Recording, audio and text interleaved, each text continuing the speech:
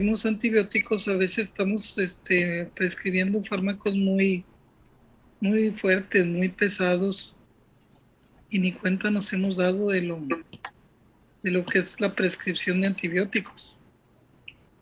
Eh, a veces los médicos usamos fármacos de los cuales no sabemos. Tengo ahorita una paciente esperándome que tiene una neumonía y le estaban dando cortisol, cortisona. Y le digo, ¿y quién se lo indicó? Un médico. Y chin, ese médico él mismo me lo mandó. Le digo, híjole, bueno, pues vamos a ver si sirve porque le estaban dando ese esteroide. Si ustedes tienen una infección, ustedes le dan esteroides, les pregunto mientras hablen, mientras preguntan los demás. ¿Les dan esteroides a un paciente que tiene infección? No, No, muy bien. No. No se debe dar un fármaco que te va a bajar tus defensas. Ni en sepsis. Por ejemplo, en sepsis se usa un poquito del esteroide, pero solo cuando le das como un soporte para que no se te agoten las suprarrenales, pero no, ni siquiera en sepsis, que es un proceso grave, ¿no? Pues los transformas a algo más grave. Entonces no se dan los antibióticos. Bueno, este, en esta diapositiva que tenemos aquí, muchachos, vamos a reconocer, les había preguntado yo que cuáles eran los principales mecanismos de resistencia de las bacterias, y de los principales mecanismos de resistencia son que las bacterias son inactivadas por enzimas, y en este caso, por ejemplo, las más importantes son las beta-lactamasas, porque usamos muchos beta-lactámicos. Si usamos gentamicina, pues un beta-lactamasa no le hace nada a la gentamicina, quizá, pero sí tenemos enzimas que le meten una metilación metilan la gentamicina o hacen algunos cambios, este, pero entonces lo más importante es que si usamos beta-lactámico, las beta-lactamasas es de lo más importante. Y aquí están los mecanismos de lactamasa. Otro que no son enzimáticos y son cambios en la estructura de la membrana es que se cierran las porinas, que son poros donde entran los antibióticos, y se cierran las porinas. Y entonces ese cierre de las porinas trae como consecuencia que no entre el antibiótico dentro, porque haces cambios en las porinas. Otro es enzimas, también enzimas como las beta-lactamasas, pero que modifican el antibiótico porque le meten un anillo de nilato, un fosforilato, una sección que es con manejar hidrógeno, agua, etcétera. O que les modificas en las quinolonas la enzima, las mutaciones en la topoisomerasa, ¿sí? Son cambios genéticos. O que cuando ya entró, por ejemplo, aquí entra el antibiótico, entra la bacteria, está la bacteria circular, tienes un mecanismo para escupir al antibiótico hacia afuera, se llaman bombas de flujo. Entonces, quizá ustedes no lo tenían claro, pero es muy sencillo. Estos son los mecanismos básicos de resistencia que hay. Es a inactivar al antibiótico con enzimas, no dejarlo entrar con modificaciones de las porinas, o modificar con otro tipo de sustancias, modificar el antibiótico, o si ya entró, lo sacas, lo expulsas con bombas de flujo. Eso es bien importante, no tener esos cuatro, sí. Hay otros que por competencia inhibes el crecimiento de la bacteria. Por ejemplo, cuando usas las trimetoprim sulfametoxazol, el trimetoprim sulfametoxazol es un inhibidor del uracilo. Entonces, el uracilo es uno de los nucleótidos para que se sinteticen las bacterias, adenina, guanina, citosina y timina, ¿verdad? Entonces, eh, el uracilo en las bacterias que tienen RNA sustituye, creo, a la timina. Entonces, pues en vez de poner el uracilo y que son derivados de los folatos, tú les pones inhibidores de los folatos por competencia y la bacteria está agarrando tu trimetoprim sulfa y está haciendo ladrillos falsos. Está haciendo, en vez de agarrarle uracilo, agarra el trimetoprim sulfamethoxazol, por decirlo así, para que lo entiendan. Entonces, también las bacterias tienen diferentes mecanismos. Estamos revisando mecanismos de resistencia y hay varias clasificaciones. Esta es la clasificación de Ambler. Clasificación se dividen en clase A, B, C y D. Doctor, disculpe Dime, que lo interrumpa. Una de dime. mis compañeras dice que está en sala de espera, que si la puede aceptar. Pobrecita, sí. Ah, hombre, no solo ella, hay tres compañeros. Sí, ya. Gracias por avisarme, hija. Al Gracias. contrario, gracias por avisarme. ¿Está bien? Entonces, nosotros cuando vemos a las bacterias, hablando, por ejemplo, de las enzimas, las enzimas la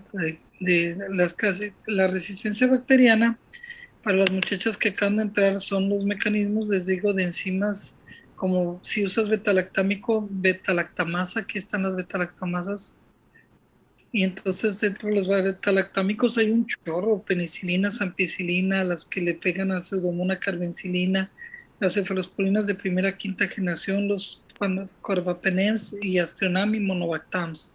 Ese es los betalactamasas le pegan a todo. Aquí, por ejemplo, dice uno Verona es metalobeta-lactamasa imipenem, Verona imipenem, metalobeta-lactamasa y el imipenem es un carbapenem, imipenemasas, hay aquí todavía no se surgía la Sao Paulo, no, Sao Paulo, metalobeta-lactamasa, bueno, muchos. Aquí hay cambios no enzimáticos de este tipo, sino que se cierran los poritos y no entran los antibióticos, no entran. Los antibióticos están representados con estos cuadritos en este diagrama. No pueden entrar porque cierran las porinas. Eso lo hacen mucho las pseudomonas, por ejemplo. Y luego enzimas que modifican a los antibióticos, los adenilan, los acetilan, los fosforilan. Y pues esos a veces suceden muchos bichos. Y las bombas de flujo, por ejemplo, las bombas de flujo, entra el antibiótico y fabrica una bomba de flujo la bacteria malandra y echa el antibiótico para afuera. Los sistemas MEX se llaman. Y pues algunos fármacos tienen el mecanismo predominante, por ejemplo, pseudomonas tiene mucho con relación a las bombas de flujo, pseudomonas cierra mucho sus bombas de flujo. Y si tienes un antibiótico que altere esto, pues va a hacer que tus pseudomonas te la vas a echar, ¿sí? Bueno, entonces son unos ejemplos, por ejemplo. Pero entonces son tantos los mecanismos de activación de los mecanismos de resistencia que las beta-lactamasas, o sea, las beta-lactamasas son los antibióticos que rompen a las penicilinas, se clasifican según dos grupos, el grupo de clasificación de Ambler y la clasificación de Bus-Jacobi. Entonces Bus-Jacobi, Bush-Jacobi, como el presidente de Estados Unidos, Bush, ¿sí? Este, y la de Ambler es la más usada en clases A, B, C, D. No es parte de la clase, habla específicamente de Estados Unidos, pero cuando tienes clase A, híjole, los ejemplos de tratamiento ya nomás haces carbapenems y piperacillina tazobactam. Esto es, vámonos, usa esto y trata de no usar el carbapenem. Los grupos C, que son cefalonosporinasas, usar el cefepime y evitar el carbapenem. Esto es hasta hace poco, con unos 2015, acaba de salir la guía de Ya recomendación me 2021 recorrí. por la doctora Tama. Las clase A con carbapenemasas, ya nomás quizá el carbapenem y quizá otros como las ceftazima, vivactam, ceftalozano, tazobactam, quizá, pero más bien esta, cefta, vivactam, savicefta, carísimo. Y luego la Nueva Delhi, híjole, aquí ya está bien dividido el carbapenem, quizá con un fármaco que se llama Astronam. Y en las clases Oxas 48, quizá los carbapenémicos son los únicos. O sea, es bien casi complicado esto, ¿eh? Esto es lo que generalmente tenemos en los hospitales. Esta plática está del 2017, 2018 y 2019. Y ahorita en el Seguro Social tristemente tenemos muy poco ya de esto. Tenemos carbapenem, se están usando a pasto, pero hay muy poco también. Entonces estamos llegando al último esquema de antibióticos, que es la colistina, y que es malo el tratamiento con la colistina para los gram negativos. Todos estos son contra gram negativos, miren. Segunda, tercera, cuarta, quinta. No puse las de primera porque no eran gram positivos. Cefalosporinas, es bien común. Ceftriaxona, doctor, dele, y dele ceftazidima, doctor, y se usan horriblemente en los hospitales. Entonces, este es una reflexión en donde nosotros, para determinar qué tipo de medicamento usamos, cuando se están haciendo más resistencia de medicamentos, como usamos mucho antibiótico, tenemos más gram negativos, multiresistentes, y es un reto al clínico porque tienes que decir cuál será, y luego reto laboratorio porque lo tienes que detectar. Entonces, como no tenemos a veces laboratorio ni laboratorio, y el clínico pues le da algo para que no se muera, entonces haces una propia probabilidad de tratamiento inapropiado con sobreutilización, con efectos secundarios, y al usar muchos antibióticos generan más resistencia, aumenta la resistencia bacteriana, aumenta la mortalidad de los costos y falla terapéutica. Debemos tener mecanismos de detección de la multidrogoresistencia. Entonces, estos son casos clínicos, como nomás les digo, este paciente, nomás para que vean, si yo le doy actividad, perdón, si lo hago hacia atrás, yo pensaba que iba a tener esto, pero este bicho que tenía yo era resistente a todo. Mira, perdón, es resistente a todo, véanlo aquí. No es un sensible a uno, la colistina, entonces tú dices, es resistente a más de 3 y sensible a menos de 2 grupos de antibiótico. Ahí está, resistente a casi todo, nomás es susceptible a las colistinas, entonces es de resistencia extensa. Y cuando es pan-drug resistente, o sea, a todo, resistente a todos los grupos. Entonces, en estos casos es bien difícil los tratamientos. El último recurso para gram negativos, dice cuál es el último, y bueno, ustedes no es para que lo sepan, pero nosotros usamos mucho el carbapenem, que todavía es efectivo, pero los últimos son las polimixinas, las tetraciclinas, perdón, y podremos usar colistina, la polimixina, las polimixinas, la colistina, pero en el 2016 salieron estos estudios donde teníamos bacteria resistente al último recurso de antibióticos que hay en el mundo, y apareció en una E. coli en los Estados Unidos con cepas resistentes a colistina.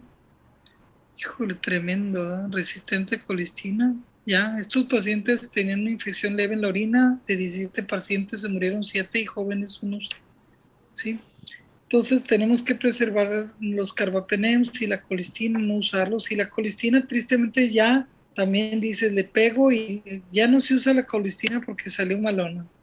Los agentes que tenemos, pues son estos nuevos agentes que hay para manejar, como la plazomicina, el cefedericol, el meropenem, el ceftazidima, vivactam, ceftolozano, tazobactam.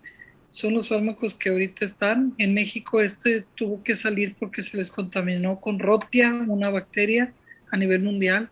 Meropenem, vaborbactam no ha entrado a México, el cefidiricol no ha entrado a México, la plazomicina estaba queriendo entrar a México, pero ahorita la COFEPRIS no la deja. Entonces tenemos muy pocas opciones de tratamientos. Yo les diría, ¿cómo podemos hacer para que no tengamos problemas con estos manejos inadecuados de antibióticos? Es reducir los programas, hacer programas de vigilancia de antibióticos, se les llama stewardship de antibióticos, y en esto se reduce el uso inapropiado de antibióticos. Aquí no es para que anotaran, era nomás para que se den cuenta cómo se mejora el uso en el paciente correcto, el tiempo correcto, la dosis correcta y la duración correcta, nada más. Sí, sí, entonces disminuir la resistencia bacteriana. Tienes que hacer cultivo, ver qué bicho es, y si conoces el bicho rápidamente lo vas a optimizar. Sí, porque sabes qué bicho y no lo manejas a lo tonto el fármaco. Entonces, Entonces, es un Arturito Casadeval, hizo una evaluación, dice Arturo, escribe en 2017 que cuando hace 30 años, dice, cuando yo estaba hace 30 años iniciaba la resistencia bacteriana y yo veía que la infectología en los años 90 decía, él ya notaba menor deficiencia de antibióticos, decía, mi herramienta para ser infectólogo son los antibióticos, son menos efectivos, hay nuevas enfermedades, 335 de 1940 a 2006, 335 nuevas enfermedades infecciosas, hay reemergencia de enfermedades viejas como la tuberculosis que vuelve a salir, y ahora el huésped es diferente, hay huéspedes con VIH que no había antes VIH, hay con cáncer que reciben fármacos que los inmunocomprometen, con reuma que los inmunocomprometen. A agréganle que existen antibióticos de amplio espectro y baja toxicidad que los usa cualquier gente, como el imipenem, que surgió en 1985, que es un carbapenem, o sea, un fármaco antes de la colistina, y lo usan todos, métele imipenem. Entonces está como un mal hábito que dice la cultura de hacer el empirismo en el uso de antibióticos, y se sacrifica el diagnóstico y se acepta que tengamos un ambiente de resistencia, se le llama resistoma. Hoy dice, en cambio los cardiólogos pueden seguir usando propanolol para la arritmia, pueden usando digoxina, pueden usar furosemida, y son los fármacos que han usado toda la vida, ¿sí? En cambio nosotros los fármacos que tenemos se están acabando. Entonces esto es lo que pasa con la resistencia antibiótica. Ya vamos a terminar casi. La visión, ese es un estudio que hizo Emilio Busa, él es amigo mío, iba a trabajar con él en Madrid, pero situaciones de la vida pues ya no me lo permitieron ir. Entonces vean, en los años para el 2050 en el mundo, el número de infecciones, muertes atribuibles cada año debido a resistencia antibiótica en el mundo. Y cuando tú sumas muertes por año por resistencia antibiótica y otras causas para el 2050, la causa más importante de muerte a nivel global es las infecciones resistentes a antibióticos. Sí, con un OR de 10 veces de probabilidad. Entonces, con esto les digo que está bien, tremendo la onda de la resistencia. Si usamos los antibióticos, debemos usarlos bien. En 2 minutos, ¿cómo creen que pueden usar bien el antibiótico, muchachos? Hagan de cuenta que tiene un paciente con una sepsis. ¿Cómo lo usarían bien? ¿Cómo creen? ¿Deben tomar cultivos, sí o no? Sería la pregunta. ¿Cultivan al paciente o no lo cultivan? Yo diría que sí. Excelente, siempre. Ahora, la otra pregunta es, ¿antes o después de los antibióticos cultivan? Antes. Antes. Excelente, antes. Muy bien. Si ya le diste antibiótico, le puedes hacer algún estudio de la sangre donde vaya el bicho, si está bacterémico y detectes el material genético del bicho muerto, es la pregunta. ¿Puedes hacer alguna tecnología para detectar el material genético del bicho muerto o que ya usaste el antibiótico? ¿Sí o no? ¿Se podrá con PCR? Una PCR, excelente, hijo. Con una PCR se llama Ceftifaz, el paciente ya le diste antibiótico, tómale un Ceftifaz, no importa. Y a lo mejor el bicho todavía trae pedacitos en la sangre, lo amplificas, es un estafilococo aureus. Hace poquito me hablaron, ¿ya le pusiste antibiótico? Sí, no manches, güey, tómale un cultivo rápido, como quiera, y métele como quiera un Ceftifaz. Crecieron los bichos y justificamos el antibiótico. ¿Está bien? Ok. ¿Creen que sí? ¿En cuánto tiempo crece un cultivo normal, muchachos, de los pacientes que andan, metes en los botecitos para cultivar? ¿En cuánto tiempo tarda? ¿Quién me dice? Una bacteria común y corriente. Un E. coli, un estafilococo. ¿En cuánto tiempo crece de incubación? 24 horas, de No, más 24 a 48. 72 horas, 48, 72, hasta 5 o 7 días. Y Bruselas hasta 3 semanas. Entonces, ¿qué tecnología debemos emplear? Esa está bien, pero ¿cuál otra le puedes sumar? El PCR. El PCR, todos los Certifaz, todas las tecnologías de amplificación, el film array, todo eso para amplificarte rápido las muestras, ¿sí? Entonces se llaman metagenomics y metabolomics, entonces eso hace por ejemplo, en la sangre, de todo el material genético de las células, puedes encontrar una secuencia que sea de una bacteria y le encuentra una en 20 millones de muestras de material genético, se llama metagenomics, una secuencia que sea complementaria a un bicho que estés buscando. Entonces tú tienes ya un aparato que detecta los 30 principales de las bacterias en un paciente grave y lo metes en metagenomics, se llama, y boom, encuentras rápidamente y te dicen, es esto, padrísimo. ¿Saben cuántos metagenomics hay en México? Para que vean que somos un país que le está echando ganas ahorita con el INSABI. 0.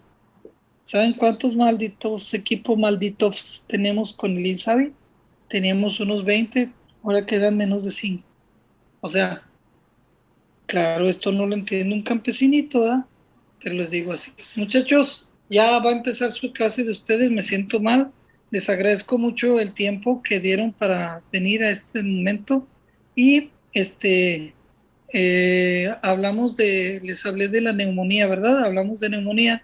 Les voy a pedir que estudien para la próxima, para el día de mañana, meningoencefalitis bacteriana, meningitis bacteriana, por favor. Estudien en el short course, por favor, ¿sí? Infecciones del sistema nervioso central, la meningitis, ¿sí? ¿Está bien? Sí. Órale, pues. Sí, Ok. Doctor, gracias. Gracias por esperarme, ¿eh? Fue onda de, pues ya saben. Gracias, muchachos. Bonita tarde. Gracias. Doctor. Gracias. Gracias. Gracias.